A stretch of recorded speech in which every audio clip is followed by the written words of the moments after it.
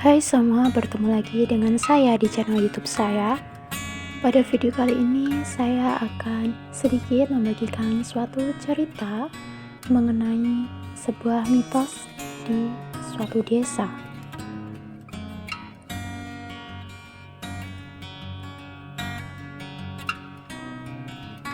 Sebelumnya, mitos adalah cerita prosa rakyat yang ditokohi oleh para dewa atau makhluk setengah dewa yang terjadi di dunia lain pada masa lampau dan dianggap benar-benar terjadi oleh yang punya cerita atau penganutnya.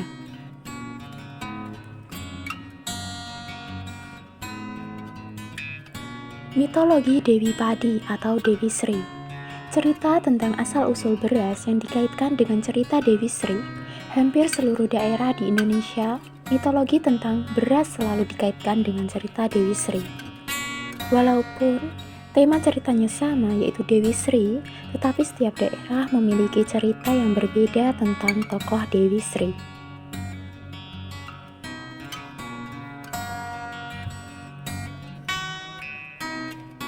Dahulu, di sebuah tempat di Jawa Tengah, ada seorang raja bernama Prabu Sri Mahapunggung atau Batara Srigati yang bertahta di sebuah kerajaan bernama Kerajaan Medang Kamulan.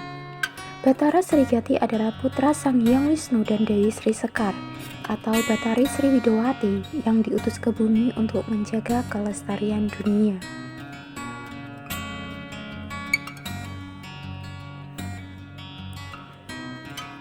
Prabu Sri Mahapunggung mempunyai seorang putri bernama Dewi Sri. Ia adalah putri sulung sang Prabu yang diyakini sebagai titisan neneknya Batari Sri Widowati. Selain cantik dan rupawan, Dewi Sri adalah seorang putri yang cerdas, baik hati, lembut, sabar, halus tutur katanya, luhur budi bahasanya, dan bijaksana. Dewi Sri mempunyai 3 adik kandung, yaitu Sadana, Wandu, dan Oya. Ia bersama adiknya Sadana dikenal sebagai lambang kemakmuran hasil bumi. Dewi Sri sebagai Dewi Padi, sedangkan Sadana sebagai dewa hasil bumi lainnya, seperti umbi-umbian, kentang, sayur-sayuran, dan buah-buahan. Oleh karena itu, keduanya tidak pernah dipisahkan.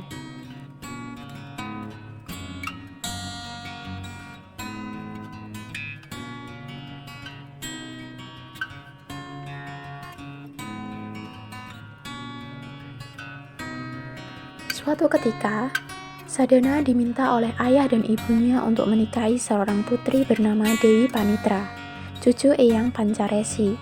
Namun Sadana menolak karena tidak ingin mendahului kakaknya dengan alasan bahwa hal itu kerap menjadi penyebab terjadinya berbagai kesulitan di kemudian hari.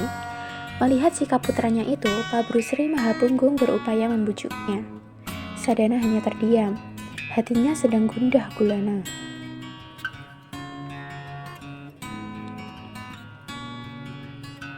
Meskipun berkali-kali dibujuk, Sadana tetap bersikukuh menolak pernikahan tersebut. Maafkan Sadana, ayahanda.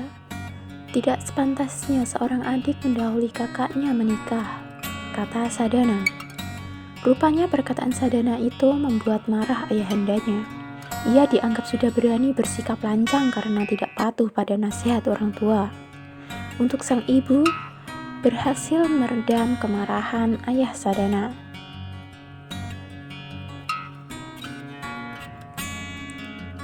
Pada malam harinya, Sadana sulit memejamkan mata.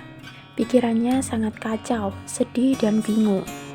Baginya, perjodohan itu bertentangan dengan prinsip hidupnya. Setelah memikirkan segala resikonya, akhirnya malam itu Sadana pergi meninggalkan istana secara diam-diam. Alangkah murkanya sang Prabu saat mengetahui hal tersebut. Kemarahannya pun ia lampiaskan kepada Dewi Sri karena dianggap sebagai penyebab minggatnya Sadana. Tuduhan itu membuat sedih hati sang putri. Karena merasa serba salah hidup di istana, akhirnya ia pun ikut kabur dari istana. Perginya Dewi Sri dari istana membuat Prabu Sri Mahapunggung semakin murka. Saking marahnya, sang Prabu mengutuk Dewi Sri menjadi ular sawah, sedangkan Sadana dikutuk menjadi burung seriti. Dewi Sri berjalan ke arah timur tanpa tujuan yang pasti, sedangkan Sadana terbang tanpa arah dan tujuan. Suatu ketika ular sawah penjelmaan Dewi Sri tiba di dusun Wasutira.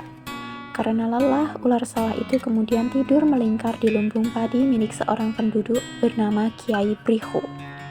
Petani itu memiliki seorang istri bernama Ken Sanggi yang sedang mengandung bayi pertama mereka. Pada malam harinya, Kiai Briho bermimpi mendapatkan petunjuk bahwa bayi yang dikandung istrinya adalah titisan Dewi Tiksnawati. Kelak setelah lahir, bayi itu akan dijaga oleh seekor ular sawah. Jika ular sawah itu mati, maka bayinya pun akan mati.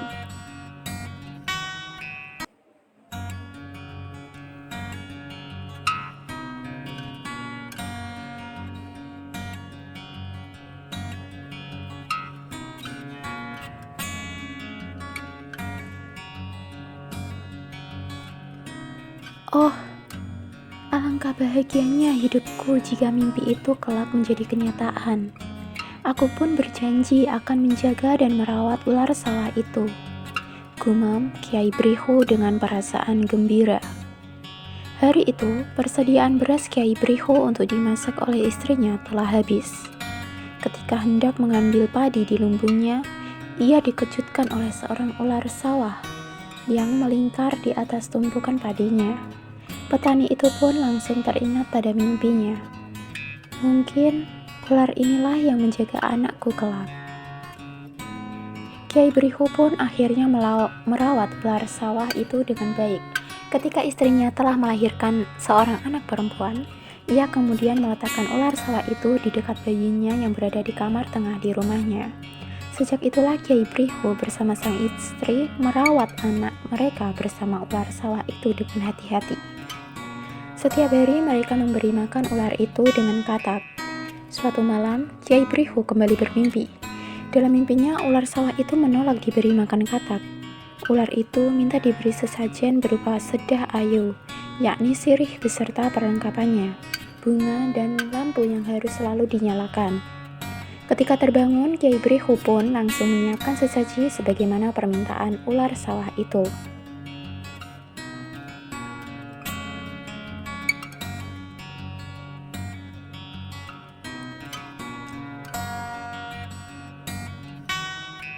Sementara itu, Dewi Tiksnawati yang menitis pada tubuh anak Kiai Briho membuat huru-hara di kediaman para dewa. Hal itu membuat Sang Hyang Jagatnata atau Batara Guru murka. Wahai para dewa, pergilah ke bumi, beri bencana pada bayi tempat Dewi Tiksnawati menitis, titah Sang Batara Guru. Para dewa pun segera meluncur ke bumi. Namun usaha mereka memberi bencana pada bayi itu gagal karena pengaruh tolak bala dari Kiai Briho dan ular sawah. Berkali-kali para dewa itu berupaya melakukan hal itu, namun mereka tetap saja gagal. Setelah melakukan penyelidikan, para dewa dan Batara Guru pun mengetahui bahwa kegagalan mereka disebabkan oleh Dewi Sri yang setia melindungi bayi itu.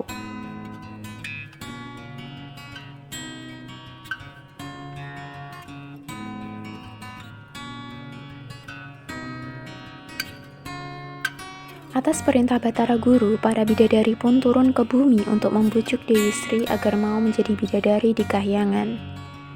Dewi Sri setuju asalkan adiknya Sadana dikembalikan wujudnya. Para bidadari pun menyanggupi permintaan Dewi Sri.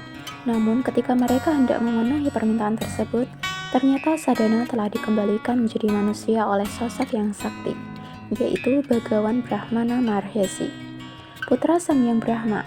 Bahkan Sadana telah dinikahkan dengan seorang putri bernama Dewi Laksmita Wahni. Kelak bila mereka telah memiliki putra, Sadana akan diangkat menjadi dewa.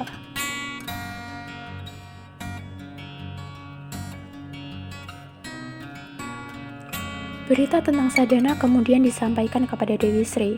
Dewi Sri pun menyambutnya dengan perasaan senang, karena keinginannya telah terkabulkan. Akhirnya Dewi Sri yang berwujud ular sawah itu dikembalikan ke wujud aslinya oleh para bidadari ke wujud aslinya, yakni seorang gadis yang cantik jelita. Sementara itu Kiai Briho amat terkejut karena ular sawah di petanannya telah lenyap. Yang dilihatnya hanya seorang gadis cantik yang sedang duduk di samping bayinya. Dewi Sri pun memperkenalkan dirinya lalu menceritakan peristiwa yang baru saja terjadi di rumah itu. Akhirnya Kiai Prihu pun tahu bahwa Dewi Sri adalah putri Prabu Mahapunggung dari kerajaan Medang Kamulan. Sesuai dengan janjinya, Dewi Sri pun akan segera ke Kahyangan untuk menjadikan bidadari. Sebelum pergi, Dewi Sri tidak lupa berterima kasih dan berpesan kepada Kiai Prihu.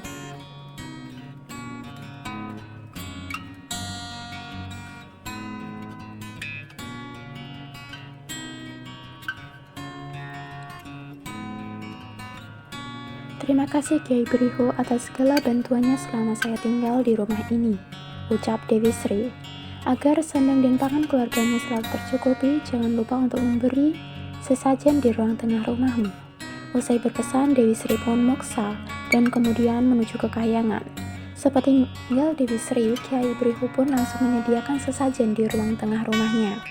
Sejak itulah orang Jawa selalu menyimpan atau memajang gambar ular di kamar tengah rumah mereka sebagai perlambangan sosok Dewi Sri yang telah memberikan kemakmuran dan kesuburan dalam kehidupan mereka.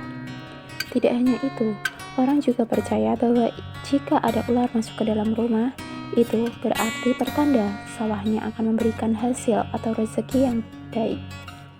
Itulah sebabnya masyarakat petani di Jawa amat menghargai ular sawah dengan cara memberinya sesaji.